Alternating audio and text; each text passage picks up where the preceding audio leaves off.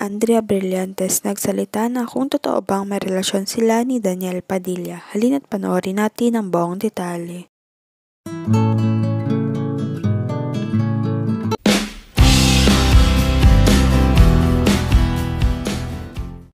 Si Andrea Brillantes nga ang tinuturo na third party sa hiwalayan ng Katniel. Simula November ay usap-usapan na ang issue ni DJ at Andrea.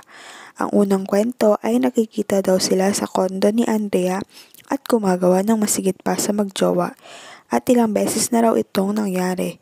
May kwento rin na pareha sila ng pendant ng necklace ni Andrea at pendant ng earrings si Daniel Padilla.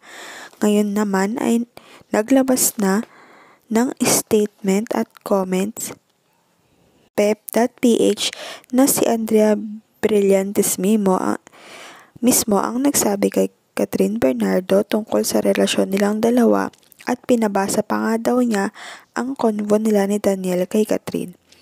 Ayon nga daw sa 4 na source ng pep.ph, ang nangyari pa daw ito sa bahay mismo ni Daniel Padilla at isang beses lang daw ito nangyari kay Andrea at Daniel.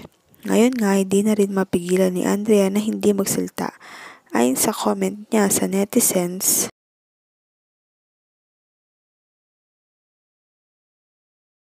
sa ngayon nga ay wala pang official statement si Daniel at Andrea. Sabi nga ng mga netizens na kung di naman daw totoo ang balita, bakit hindi na lang sila magsalita at i-deny ang mga issue kung di naman talaga totoo.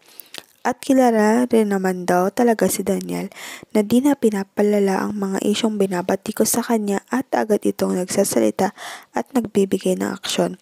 Pero ngayon ay hindi niya magawa. Kaya mas lalong lumilinaw na baka totoo nga ang chismis na kumakalat ngayon dahil sa pananahimik nila.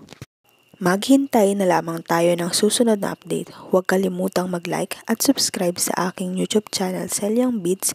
Baka kayo ang isa sa manalo ng 500 pesos sa December 25. Maraming salamat po.